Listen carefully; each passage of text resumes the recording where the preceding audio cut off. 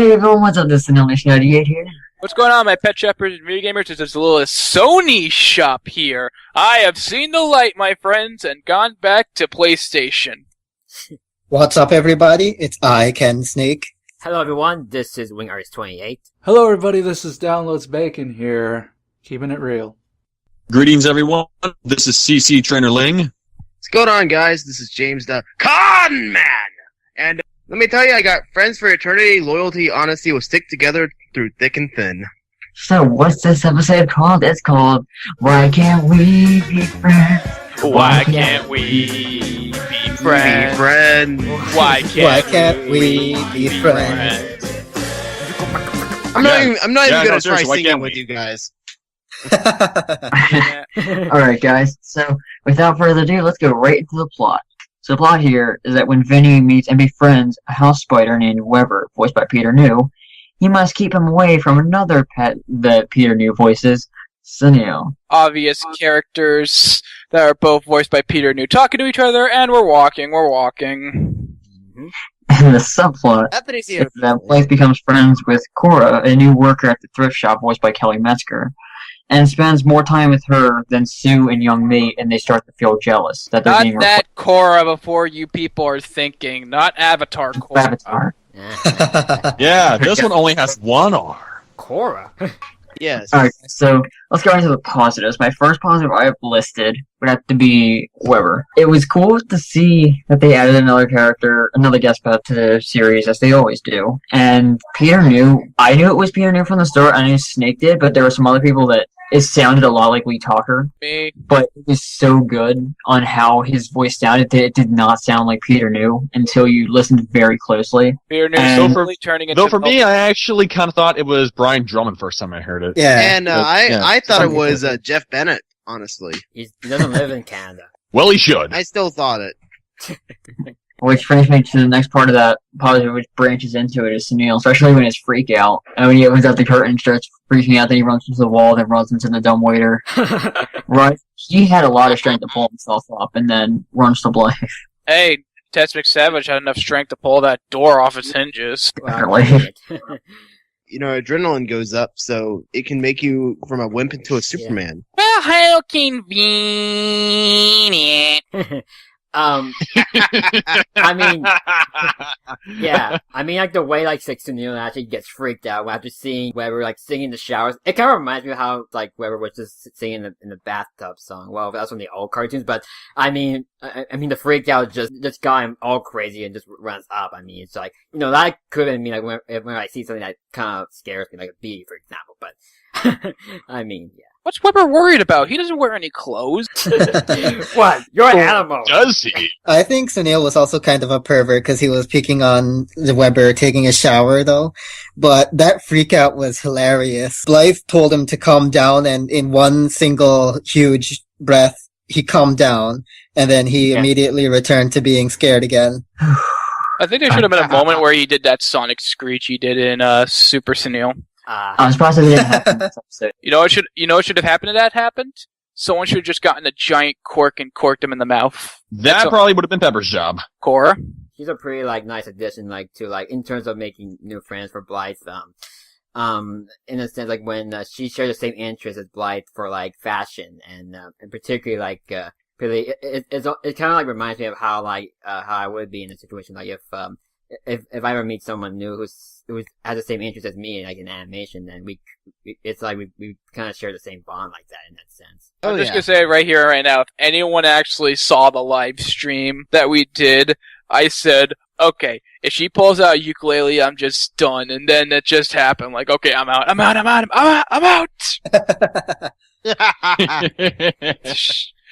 I really like Cora. She's fun. Also voiced by Kelly Metzger, which is a bonus.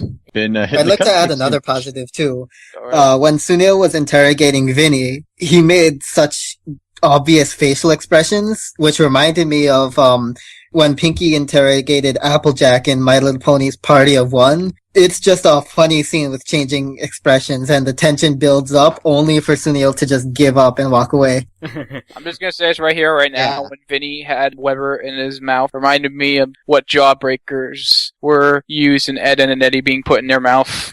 Oh. Oh yeah, that's what I was. Oh, I yeah. don't know. I think that was unintentional. It wasn't, I don't think it was supposed to be a throwback or anything. The way I actually took back from this part here was actually when Neil made this smile, like just he actually has the most funniest smile I've ever seen. Like if you've seen the part lately, it's like his smile was just it actually sort of felt a bit amusing. Yeah, I agree. Another part that caught my eye was the use of memes and image macros in this episode. When Blythe showed them to Sue and Young Me on her phone, I love those references. And I didn't know we were reviewing What Meme Worry. Again. I didn't know either. Good one, Snake. Good one. Yeah, I mean seriously, there was actually a grumpy cat in the LOL cat thing, I guess. Being somewhat cynical here, but yeah, that's totally not going to make this episode somewhat dated in a few years' time. Yeah. Like 20 years from now, people will be like, "Hey, remember those internet memes in Littlest Pet Shop?" The only other positive that I have in this episode is Blythe finally branching out into those people fashions that, I personally been wanting to see for a while. I know it's been hinted at a few times, but now she's actually getting serious about it, so I really hope that she goes on to do this a lot more. Didn't she already do it in season 1? Well, I mean, bits and pieces. Yeah, Yes, it's like, not a greater. Yeah, just like a little bit, but somehow she was more geared into making pet fashions than human fashions. She also did some in season 2. Again, it's not like a greater like the pet fashions, only just in bits and pieces. Yeah. I'm guessing maybe pet fashion is more of her niche, something that she's a lot more better at doing than... I think the final positive we should mention about is the morals that it was presented in here. Like, in the part where, when Neil eventually overcame his fear with Weber and discussing Weber's, own fear with ghost cows, and they actually learned how to, they'll be friends in a sense. Especially with the part of how Weber... Yeah, and especially in the sense actually to when Weber actually helped Blythe consider how to deal with the jealousy with Sue and Young Me when Blythe's hanging out with Cora. So he suggested them he says to have them actually know Cora as well as Blythe. I just hope that the whole Sunil finally stop being afraid of spiders officially becomes the part of the show. Yeah. Yeah, I agree. Yeah, that'd be really appreciated. That would be amazing and highly appreciated. That'd be pretty good continuity right there. Okay, let's go to the negative, because we really have only one. And I've got that one negative. My negative is really huge, though. Sue seems too judgmental in this episode for me. Sure, she did feel like a third wheel to Blythe and Cora, a new friend that Blythe met, but she was thinking too far ahead and implying Blythe would just completely ignore their friendship and in order to be friends with Cora. Like, they should only talk to absolutely no one at all besides their best friend. This is a completely wrong idea, I think. Real people should be able to meet many other people. That's how you make friends and interact and get connections in the first place. Sure, Blythe was spending all of her time with Cora, but that's because she had to talk about so many things. She spent so much time with Young Me and Sue already, so I think she should just give them a break. Sue doesn't really understand what a best friend is, and I believe she's too attached. Overly attached best friend much? Or series for that matter. I don't think it really should. Sue shouldn't really be talking about being a third wheel because Jasper's been a third wheel. Yeah. Yeah, he already has that position filled. Yeah, and if we go back further to the series, originally it was just Jasper, Young Me, and Sue, so obviously somebody was the third wheel there to begin with. And it had to be Jasper. Most likely, yeah. Yeah, the male. When Snake made these points, I can understand what she's trying to get at. But I do consider them as a nitpick. I mean, it kind of get a little bit on nerves when they're being too judgmental on Blythe, but when it comes down to there may be some scenarios in real life where one person could get more attached to this person, and then the other friends could feel like they weren't spending each other at time as much. Maybe it's back in the high school days or whatever situation you're in, but it can happen like in real life in a sense. At least these were actually human emotions. It didn't feel very unhuman. Yeah. Yeah. Forgive me if I'm seeing a little bit too far into this, but anyone else think that Sue might have abandonment issues? Maybe. Well, I mean, don't think like she I has said, abandonment. I could be seeing a little bit too much into this, but that's just what I got. Just as long as you don't go off the deep end, then we'll be okay. Yeah, it's just I think it might be just. Alright, so overall, this was a really good episode, and some might say that this was Sunil was great as always, the pets were great, Weber was great, the subplot was great. The part with Blythe, more or less Sue, kinda got on my nerves, but that was fine. I'm going to give this episode a 9.5 out of 10. I really ran into this episode with extremely low expectations. I wasn't even thrilled with the whole Blythe subplot, but this episode just changed my mind and blew me out of the water. So, I really had fun with this episode. This is an episode I just find myself going back to. You know what? Because I feel like it. Originally I was going to give this episode a 9.5 out of 10, but you know what? I'm just going to give it a perfect 10 out of 10. Whoa. I really do like this episode, and agreeing with Sunil and LNS, I like the episode name and how it could be a reference to the song Why Can't We Be Friends by War. And I'd like to bring up a relatable example with both Weber and Cora, and I want to relate it to this group. When we bring guests in, one of our members would have to have known them and talked to them before and gotten to know them really well and consider them a friend. The guest would be like Weber and Cora. Our member would be like Blythe, and the rest of the group would be like Sue and Young Mi. The rest of the group might not trust the guest yet because they hadn't got a chance to talk with the guest. So when the member introduces the guest to the rest of the group, most likely the group would like the guest. So our group won't get jealous of the new guest because one of the members would talk to them all the time and considers them a best friend. And that's completely opposite of what the episode did. So I think the episode is a wrong ideal. But for my score, I'd give it an 8.5 out of 10. Now, as for me, I really love this episode. A good improvement from the last two episodes. The pacing felt smooth. Cora is a nice addition. Weber is a great animal guest. He's in my one of my all-time favorites. Sunil's reaction was priceless, and the morals in both subplots actually worked well. It's in my top 10 best LPS episodes, and it's one of those episodes I can actually rewatch a bunch of times. And I know, it's been referenced about how the friendship scenario actually has been brought up. I mean, there's a song I actually remember called, Friendship by Cole Porter, and it goes like this in a sense. It's friendship, just a perfect friendship. Although the last half actually is just more about our friendship is better than the rest. No. I think all friendship is there to be, one for everyone, so. Yeah. Mm-hmm. I would give it 9.5 out of 10. And by the way, that song came from I Love Lucy. After watching this episode, I really can't find a lot to complain about. I mean, this is nearly perfect, if not already perfect, but for me it's nearly perfect. Weber was hilarious and he was a really good friend. Cora also seemed like a really, really good person to know. I really hope she appears a lot more and, maybe becomes the 5th member of Blythe's group. I mean, that actually would be really interesting. Just hope she's not one-off. Blythe doing more of the people fashion. I really hope she continues to do it because those hats were really great. As for Sue and Young Mi, I never would have thought that they'd be the jealous types. They didn't really come off that way throughout any episode prior, but I completely understand why they would act like this. After being friends with Blythe for so long, it's kind of hard to have someone new join the picture, but it's just a minor pet peeve that I can just push away. So, with that in mind, I'm going to give this episode a 9.5 out of 10. Now, confession time. When I first got done watching this episode, I kind of had meh feelings about it. So this is because nothing really bounced out at me.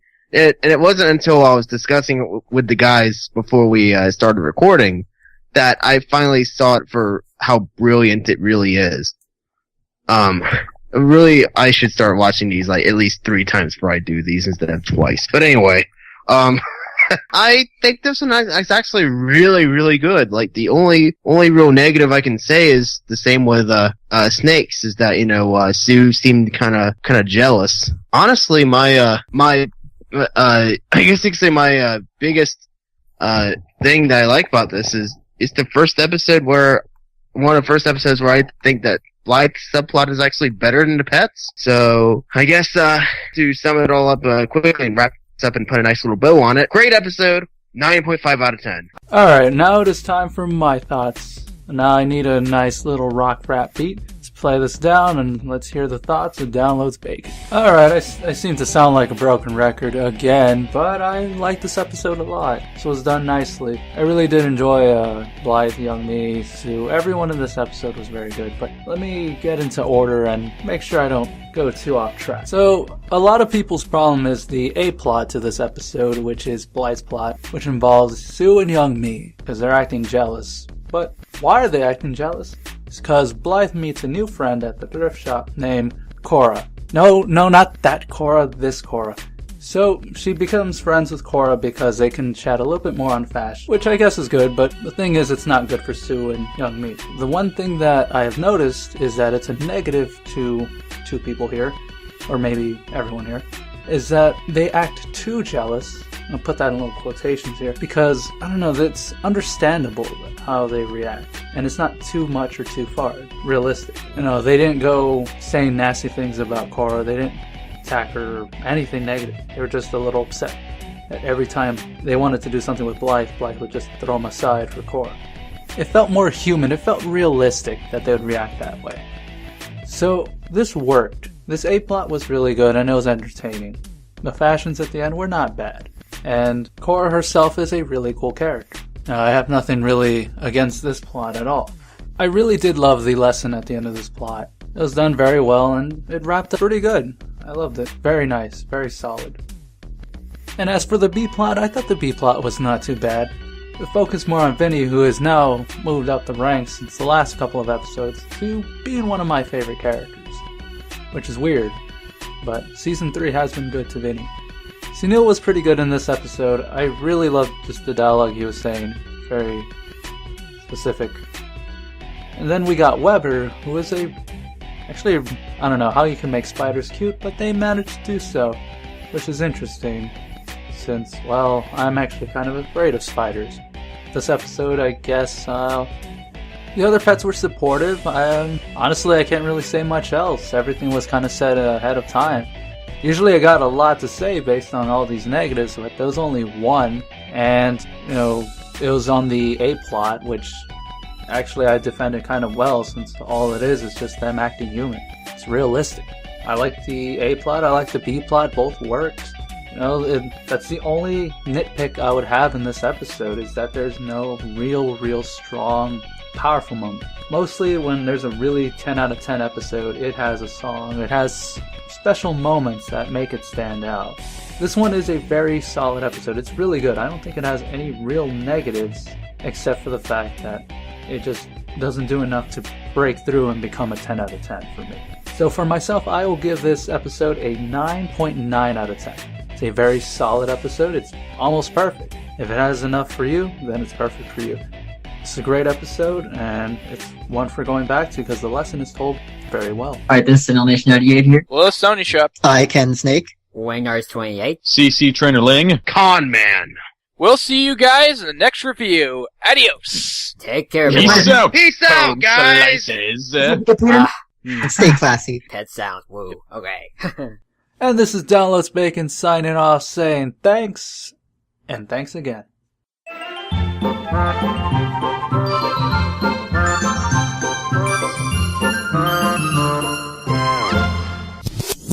The plot here is that when Vinny meets and befriends a spider, I think it's a tarantula. No, it's a named house spider. Alright. Tarantula. That's her name, voiced by Weber. Say what? Oh my gosh, okay. But Weber is voiced by Weber?